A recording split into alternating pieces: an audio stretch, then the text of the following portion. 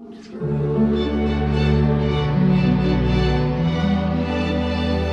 it's Annette Green again with Graphic 45, and today I wanted to show you just a quick run through of my 12 Days of Christmas Not So Mini Expanding Tag album.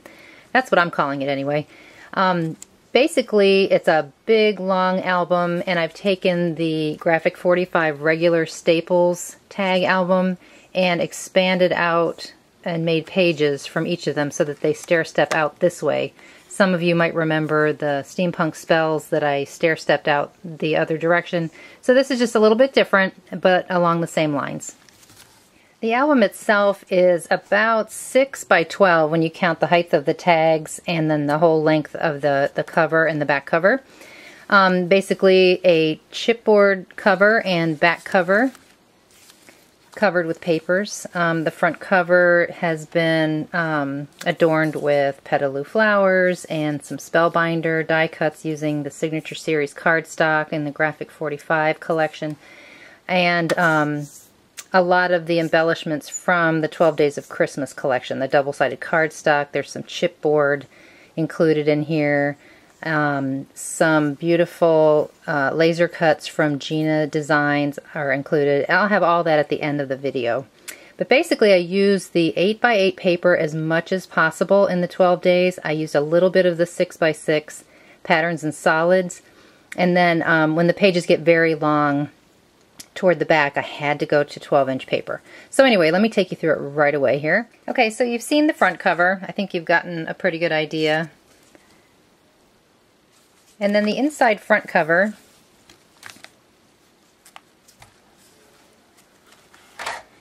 is just some layering and die cuts and some of the tags and pockets from the 12 Days collection added in there.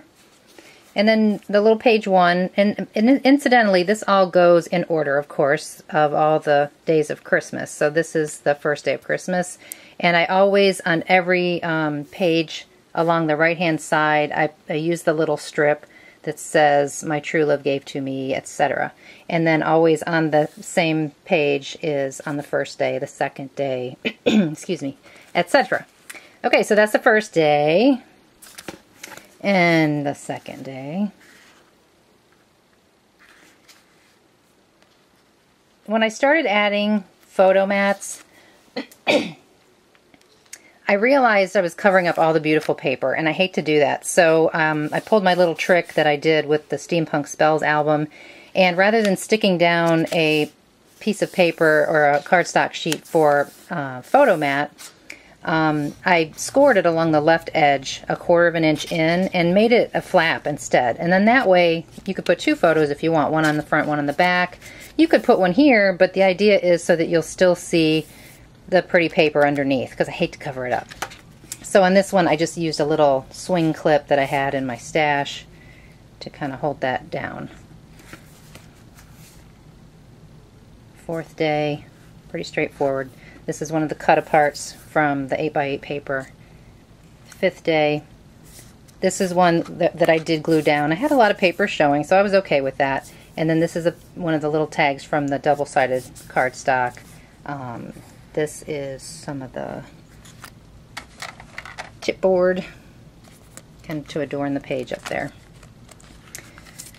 Okay, sixth day, another cut-apart, some buttons, little photo mat here. Everything kind of follows along the same format as far as paper going here and the same amount of paper going here.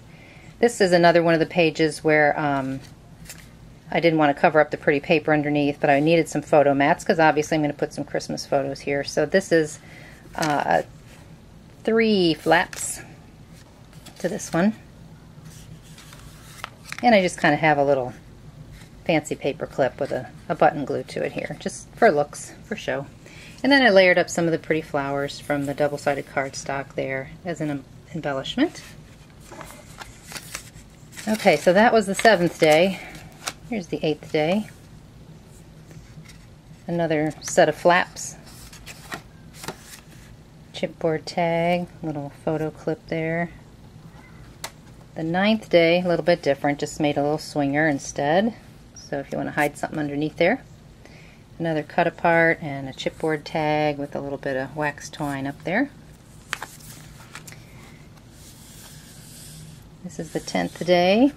Another cut apart. I like these because you can put some journaling here or whatever you want. Just stamp a date or whatever. Photo mat, little pocket and tag. Put a brad at the top there. And then the 11th day. This one's flat down, but then this one I kind of hinged underneath. I think I have 2 or 3 under here. Yep, 2. I kind of tuck that under one of those little double-sided cardstock pieces. I put a little piece of foam tape at this end and I leave this free so I can kind of tuck that under there. And there's a little key up there with ribbon. Okay, this is the 12th day. It's getting very big now. Just 2 photo mats with some buttons behind it and another one of the pocket tags. Kind of adorned there with some paper and a little bow that I punched out.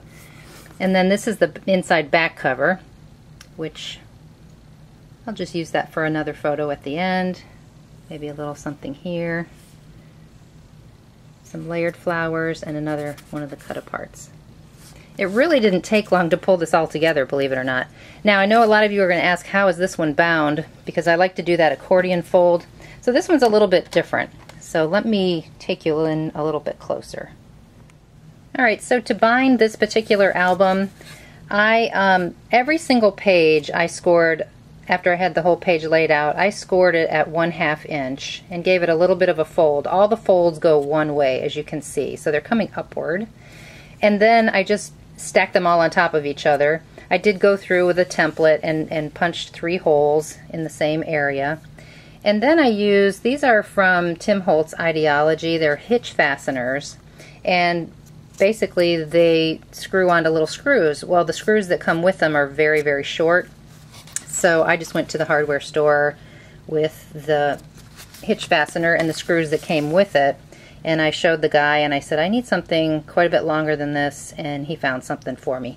Now, they're not brass and pretty, and they're not real flat. You could probably find something flatter. My guy didn't have anything. But this was good enough. I could go in there with some alcohol ink if I wanted to and kind of tarnish those up. But for now, this is just fine. And it leaves quite a bit of room for me to get all my pages in there. So I'll take a moment and show you how, and give you some dimensions on how I extended all those tag pages. Okay? For the construction of the album, you'll need, like I said, the Graphic 45 Staples regular tag album. There are 6 of these tags. They're craft in the pack, and you won't use the ring that comes with it, so you can save that for something else. So you'll use all 6 of the tags. And then the construction of the pages to extend and expand out are, each page is craft cardstock, so it matches this in case any of it shows, and when you're inking edges and so forth. So you're going to cut 6 pieces of craft cardstock, okay? And here's the measures. You're going to cut one at 1/5, and you're going to score at 1/2 inch. You're going to cut another one at 2.5 by 5. You're also going to score at 1/2 inch, and then just draw a pencil line. I did it dark so you could see, but just draw another at 1/2 inch. Okay. Third one will be 4 by 5. Score 1/2 inch. Draw a line 1/2 inch on this side. Fourth one, same deal, 5.5 by 5. The fifth one will be 7 by 5, and the sixth one is 8.5 by 5.